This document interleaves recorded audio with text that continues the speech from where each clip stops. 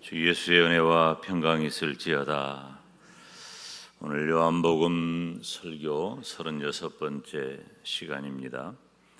예수님과 베드로의 대화. 예수님께서 오병이어의 이적을 베푸셨습니다. 이건 상상할 수 없는 놀라운 일이에요. 누구도 예측하지 못했고 예측할 수 없는 엄청난 일입니다. 전례도 없었고. 그렇지만 이 예수님의 의도와는 달리 예수님을 육신의 양식을 해결해 주는 정도로만 여기는 것을 볼 수 있습니다.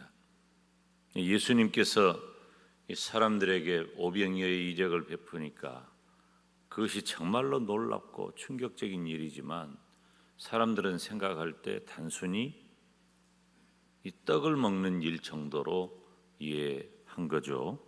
예수님께서 오병이어의 이적을 사람들에게 설명하십니다. 요한복음 6장 48절 말씀을 보면 내가 곧 생명의 떡이라 그랬어요. 예수님께서. 지금 요한복음 6장 전반부에 오병이어의 이적을 베푸신 주님께서 그 많은 사람들이 이적 베푸시는 것을 보고 임금을 세우려고 하는 의도를 간파하셔서 자리를 피하십니다. 그리고 다시 만나서 예수님께서 내가 너희들에게 떡을 주지 않았느냐? 그 떡의 의미가 뭔 줄 아느냐? 내가 바로 생명의 떡이다 라고 말씀하시면서 52절로 58절 말씀이 좀 긴데 이렇게 우리 주님께서 말씀을 하십니다. 우리가 함께 천천히 읽어보겠습니다. 시작. 이러므로 유대인들이 서로 다투어 가로되 이 사람이 어찌 능히 제 살을 우리에게 주어 먹게 하겠느냐. 예수께서 이르시되 내가 진실로 너희에게 이르노니 인자의 살을 먹지 아니하고 인자의 피를 마시지 아니하면 너희 속에 생명이 없느니라. 내 살을 먹고 내 피를 마시는 자는 영생을 가졌고 마지막 날에 내가 그를 다시 살리리니 내 살은 참된 양식이요 내 피는 참된 음료로다. 내 살을 먹고 내 피를 마시는 자는 내 안에 거하고 나도 그 안에 거하나니 살아계신 아버지께서 나를 보내심에 내가 아버지로 인하여 사는 것 같이 나를 먹는 그 사람도 나로 인하여 살리라. 이것은 하늘로서 내려온 산 떡이니 조상들이 먹고도 죽은 그것과 같지 아니하여 이 떡을 먹는 자는 영원히 살리라. 아멘. 여러분, 이 말씀 방금 우리가 52절부터 58절까지 읽었는데 무슨 말인지 아시겠어요? 제가 성찬식을 할 때 가끔 배병과 배잔하는 시간에 고린도전서 12장을 낭독하기도 하지만 방금 읽은 이 부분을 낭독할 때도 있습니다. 다시 말하면 예수님의 살과 피에 대한 이해가 지금 우리에게는 어느 정도 있어요. 이미 밝히 드러나 있는 이야기이기 때문에. 그래서 저는 이 말씀을 읽으면서 가슴이 뛰고 감사하고 때로는 눈물도 나고 감격적이고 우리 예수님을 믿는 성도들에게 있어서 방금 우리가 함께 읽은 52절로 58절 이 말씀은 너무나도 큰 은혜가 돼요. 왜? 예수님께서 이 땅에 오셔서 무엇을 하셨는지를 분명히 알게 해주는 장면이기 때문에 그래요. 예수님께서는 예수님 자신의 몸을 친히 살을 내어주시고 피를 내어주심으로 바로 나를 구원해 주신다는 겁니다. 그러면 당시 사람들의 반응은 어땠을까요? 60절에 보니까 제자 중 여럿이 듣고 말하되 이 말씀은 어렵도다. 누가 들을 수 있느냐 한데, 예수님께서 52절로 58절 사이에 있는 말씀을 하시니까 어렵다는 거예요. 그 말은 무슨 말이에요? 잘 못 알아듣겠다. 무슨 말인지 잘 모르겠다.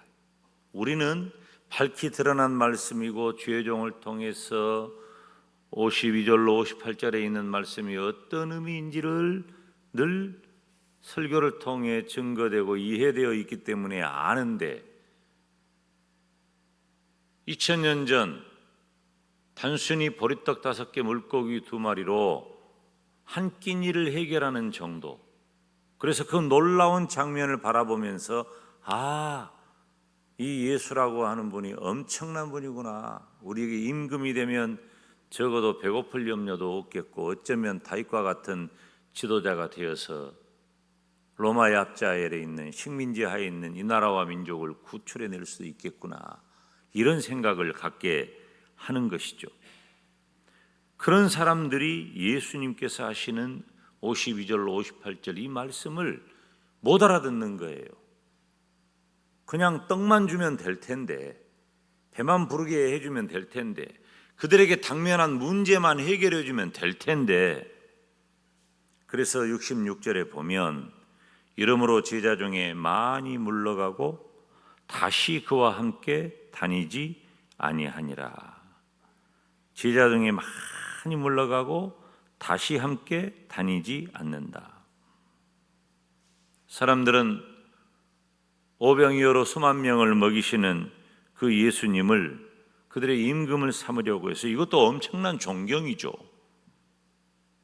그런데 예수님께서는 그들의 인간적인 세속적인 의도를 간파하시고 피하십니다. 그리고 다시 그들 앞에서 오병이어의 진정한 의미를 말씀하십니다. 그러니까 사람들은 진리에는 관심이 없고 결국은 예수님을 떠나가게 된 거예요. 정확한 표현을 하자면 주석에 이렇게 기록이 되어 있어요. 예수를 버리고 떠나갔다. 예수를 버리고 떠나갔다. 에이, 배부르게 해주는 줄 알았더니 무슨 살을 먹고 피를 먹고 그래야 영생이고 내가 산 떡이고 생명의 떡이고, 이러므로 제자 중에 많이 물러가고 다시 그와 함께 다니지 아니하더라. 이 말씀은 다시 그와 함께 다니지 않았다, 예수님과 다시 상종하지 않았다는 것입니다. 많은 사람들은 영생을 얻기를 원하지만 자기 십자가를 지는 일에는 나서지 못합니다. 육신의 만나에는 관심이 있지만 결국 생명의 떡이시고 영생의 주인이신 예수님을 거부한 것입니다. 이 사람들이, 이 범죄한 우리 인생들은 하나님을 찾는 신의식이 있다 할지라도 찌그러진 형상이 되어 있어요. 그래서 하나님을 온전히 찾을 수가 없어. 하나님을 찾아야 하는데 하나님을 온전히 찾지 못하니까 그들이 찾는 하나님이라고 여겨지는 것은 다 썩어질 금수와 버러지 형상으로 바꿔버린 겁니다. 여러분, 빛과 어두움이 서로 어울리지 못하는 것처럼 하나님께 속하지 않는 자들은 예수님과 함께하지 못합니다. 그래서 다 배쳐가는 거예요. 예수님을 배쳐갑니다. 여러분, 믿음을 갖는다는 것이 생각보다 가벼운 일이 아닙니다. 우리가 지금 예수님을 믿고 구원받아 천국 백성 되었다는 얘기를 너무 자연스럽게 하니까 소홀하게 생각할 일이 아니에요. 하나님께서 천에 하나 만에 하나 선택하시고 구원하신 일이에요. 물론 내가 전인격적으로 그 일을 동의하고 받아들였지만, 모든 사람들이 다 하나님에 대한 지식을 내재적으로 가지고 있다 할지라도 그것이 하나님과 연결되지 못하는 것은 바로 하나님께서 내 마음을 감동감화하시고 나를 구원해야 가능하기 때문이에요. 저와 여러분의 진정한 관심사 무엇입니까? 교회가 추구해야 할 본질은 무엇입니까? 바로 영생의 구세주이신 예수님인 줄로 믿습니다. 이 교회가 중요한 거예요. 그래서 성도가 중요한. 지난 주일에 예수님을 믿는 성도들의 자기 정체성에 대한 그런 말씀을 전했잖아요. 나를 지으시고 나를 구원하신 하나님을 찬송하는 멋진 인생이 되자. 쉬운 얘기 같지만 이와 같은 일이, 이와 같은 역사가 일어나는 사람은 흔치 않습니다. 그 중심에 구세주 예수님이 있기 때문입니다. 지금 이 시대에는 구세주 예수님을 제껴놓은 수수깡 신앙인들이 너무 많아요. 지푸라기를 잡는 거죠. 믿음의 허상이에요. 믿음의 본질을 붙잡지 못하는 거예요. 우리가 구해야 할 그 어떤 것보다도, 우리 권사님 기도하실 때 많은 기도의 제목을 말했죠. 그 중심에 무엇이 있어요? 예수님이 있는 거예요. 예수님 신앙이 있으면서 우리가 해야 할 기도, 우리가 가져야 할 소원, 우리들의 삶의 방향, 이런 것들이 있는 것이지, 예수 그리스도께서 중심에 있지도 않으면서 무언가를 이루기를 원하는 어떤 것이 있다면 다 그 수수깡이에요. 본질을 놓치면 예수님을 떠나가 버린 2000년 전 그 사람들처럼 되고 만다는 거예요.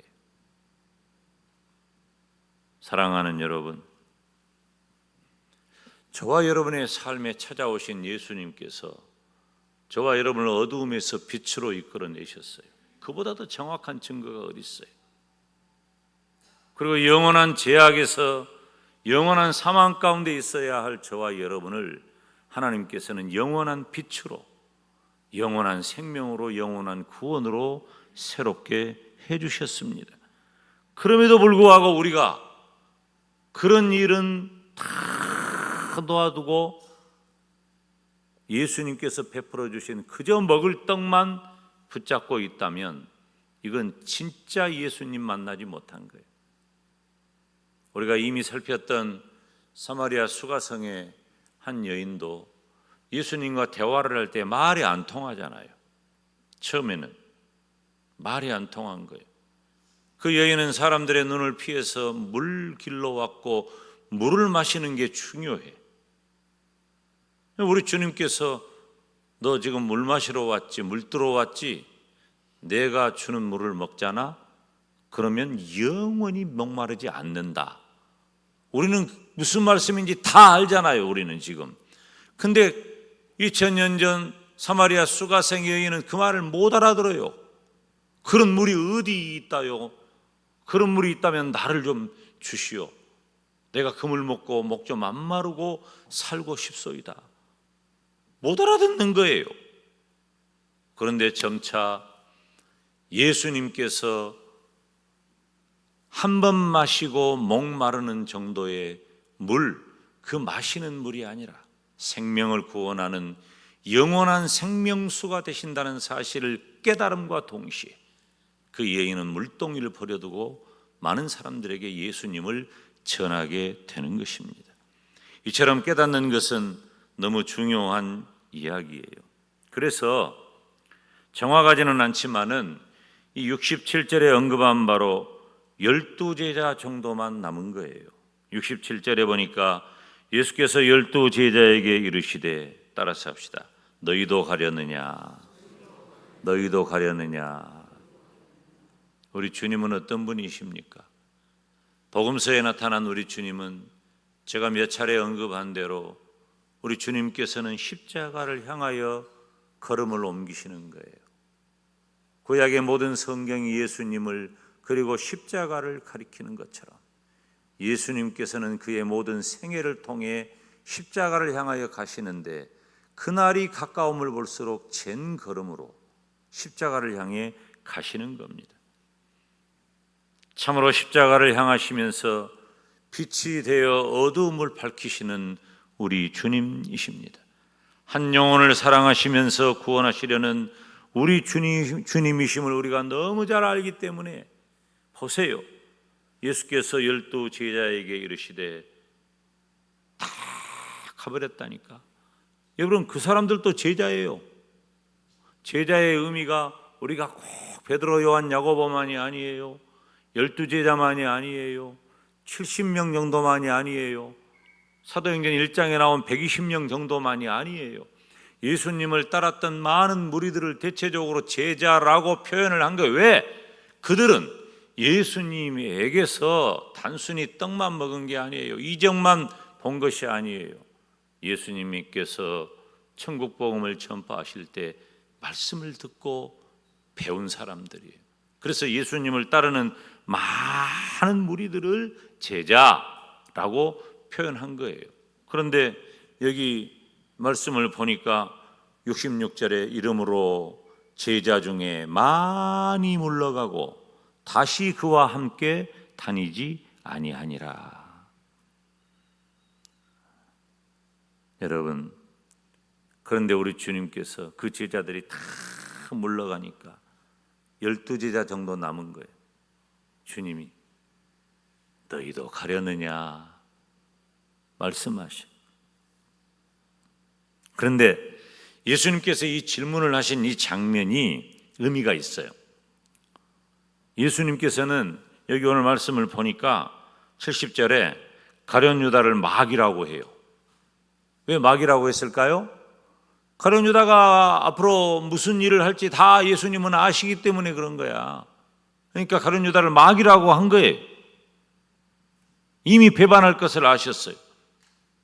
그런데 예수께서 12 제자에게 이르시되 너희도 가려느냐 말씀하셔요. 예수님께서는 이 본문의 맥락을 그렇게 해석을 하더라고. 예수님께서는 가룟 유다를 제외한 예수님께서 택한 그 12 제자들만은 떠나지 않을 것을 확신하셨다. 그런 해석을 하는 걸 봤어요. 그때 예수님의 제자들 가운데 베드로가 이렇게 대답을 합니다. 68절, 69절 우리가 함께 읽습니다. 시작. 시몬 베드로가 대답하되 주여 영생의 말씀이 계심에 우리가 네게로 가오리까. 우리가 주는 하나님의 거룩한 자신 줄 알았삼나이다. 아멘. 직역을 하면 주여 우리가 누구에게 가버리겠습니까? 당신은 영원한 생명의 말씀들을 가지고 계십니다. 예수님에게서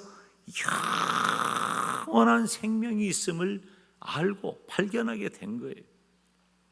제가 교회학교 교사하면서 이제 수련을 하거나 공과 공부를 할 때 이 장면이 나올 때요, 얼마나 마음이 뜨거운지 몰라요. 지금도 이 말씀을 준비하고 타자라고 안 하지. 이거 컴퓨터로 이 문서를 설교문을 작성을 하면서도요, 하다가 멈추고 이 성경 짧은 한 구절을 하는데 멈추고 또 읽고 주여 영생의 말씀이 계심에 우리가 네게로 가오리까. 우리 주님은 예수님을 따르던 그 수많은 사람들이 왕을 삼으려고 하다가 우리 주님께서 내가 곧 생명의 떡이다, 내 살을 먹고 내 피를 마시지 않으면 영생이 없다, 이 말씀하니까 저건 뭔 말이다냐, 하나도 못 알아듣겠다, 어렵다, 다 떠나가 버릴 때 주님이 남은 12 제자에게 너희도 가려느냐, 그 말씀에 주여 영생의 말씀이 계심에 우리가 네게로 가오리까. 마태복음 16장에 예수님을 주는 그리스도시요 살아계신 하나님의 아들이라고 고백했던 그 베드로예요. 그 베드로가 주여 영생의 말씀이 계심에 우리가 네게로 가오리까. 우리가 주는 하나님의 거룩한 자신 줄 알았삼나이다. 아멘. 이 말씀은 단순히 어떤 베드로의 성향이나 성격이나 베드로의 어떤 인간적인 의리가 아니에요. 물론 이 믿음도 제가 가끔 그렇게 표현하지만 믿음도 의리예요. 믿음도 변치 않는 의리. 한낱 사람들끼리 한 약속도 변치 않는데 우리가 하나님하고 관계에서 이 엄청난 영적인 의리가 중요해요. 단순히 인간적인 의리가 아니에요. 예수님과 함께 동행했으니까 나는 예수님 안 떠나겠습니다, 그런 정도가 아니라 예수님의 말씀은 영생을 주시는 말씀이기 때문에 결코 예수님을 떠날 수 없다는 고백인 거예요. 우리가 왜 이 자리에 있습니까? 우리가 왜 믿음을 포기하지 못합니까? 우리 주님이 구세주인 줄 알고 오직 예수님에게서만 구원받을 줄 알고 우리 주님에게만 영생의 말씀이 있는 줄 알기 때문에 우리는 예수님을 어떤 경우에도 떠날 수 없다는 것입니다. 그것이 나에게 어떤 유익을 담보한다 할지라도, 그것이 내가 나아가야 할 어떤 방향을 이루는 길이라 할지라도 예수님을 떠날 수 없다는 것입니다. 사랑하는 성도 여러분, 어쩌면 예수님을 믿지 않는 다수가 커 보입니다. 지금 이 장면을 한번 이 영화의 한 장면으로 살펴보세요. 벳세다 광야에서 수만 명의 사람들이 확 모여들었습니다. 그 수만 명의 사람들이 모여들 때 주님은 그들에게 말씀을 전한 거예요. 주님이 무슨 말씀을 하시는지 사람들이 집중합니다. 그러다가 때가 되니까 배가 고파 예수님께서 오병이의 이적으로 그들을 다 배불리 먹이고 남게 되었어요. 그런 엄청난 이적을 행하니까 예수님이 대단한 분이라고 느끼고 임금을 삼으려고 했지만 정작 예수님께서 내가 6장 전반부에 너희들에게 나눠준 그 떡의 의미를 아느냐? 내가 바로 그 떡이다. 나를 먹어라. 내 피를 마셔라. 이거 무슨 말이지? 그래야 너희들이 구원을 얻는다, 생명을 얻는다. 그 모였던 무리들이 싹 빠져나간 거예요. 썰물처럼 다 빠져나가 버리고 달랑 12제자들만 남아 있는 겁니다. 그런 상황에서 다수가 빠져나간 그 자리가 얼마나 허전하고 또 얼마나 허무해요. 예수님을 믿지 않는 다수가 커 보일 수 있어요. 그렇지만 예수님을 믿고 따르는 소수는 정말 중요합니다. 여러분 기억하시죠? 바로 그들로부터, 그 예수님의 12제자들로부터 온 세상에 예수님의 구원이 전파되었습니다. 하나님께서는 지금도 그런 헌신자들을 통해 구원을 이루시는 줄로 믿습니다. 예수님께서 하늘로 올라가신 거예요. 하늘로 올라가시면서 부활하신 그 예수님께서 너희들은 예루살렘 떠나지 말고 약속한 것 기다려라. 기다렸어요. 그리고 오순절에 성령 강림을 체험하고 그들은 완전히 변화되었습니다. 겁쟁이 베드로부터 사람들이 많이 지나다니는 성전 앞에 나아가 하나님의 말씀을 전합니다. 너희가 십자가에 못 박아 죽은 이 예수를 하나님이 주와 그리스도가 되게 하셨느니라. 다른 이로서는 구원을 얻을 수 없나니 천하인간의 구원을 얻을 만한 다른 이름을 우리에게 주신 일이 없음이니라. 교회는 세워졌고 세워진 그 교회는 확장이 되었고 그 교회는 예루살렘과 온 유대와 사마리아와 그 시대의 땅끝, 온 아시아와 유럽과 그리고 아메리카를 건너 지금은 백투 예루살렘을 향하게 된 겁니다. 누구입니까? 예수님이 누군가를 분명히 아는 그 소수의 헌신자들이 그 일을 가능하게 하신 겁니다. 사랑하는 여러분, 어떤 경우에도 우리는 우리 주님과 함께 해야 할 줄 믿습니다. 주님과 함께 한다는 건 뭐예요? 우리 주님과 함께 한다는 것은 교회를 사랑하고 예배를 소중히 여기고 말씀을 중심으로 살아가는 것입니다. 예수께서 12 제자에게 이르시되 너희도 가려느냐? 주여 영생의 말씀이 계심에 우리가 네게로 가오리이까? 오늘 여기 모인 예수님의 참 제자인 저와 여러분의 고백이 되기를 주님의 이름으로 축원합니다. 기도하겠습니다. 하나님 아버지,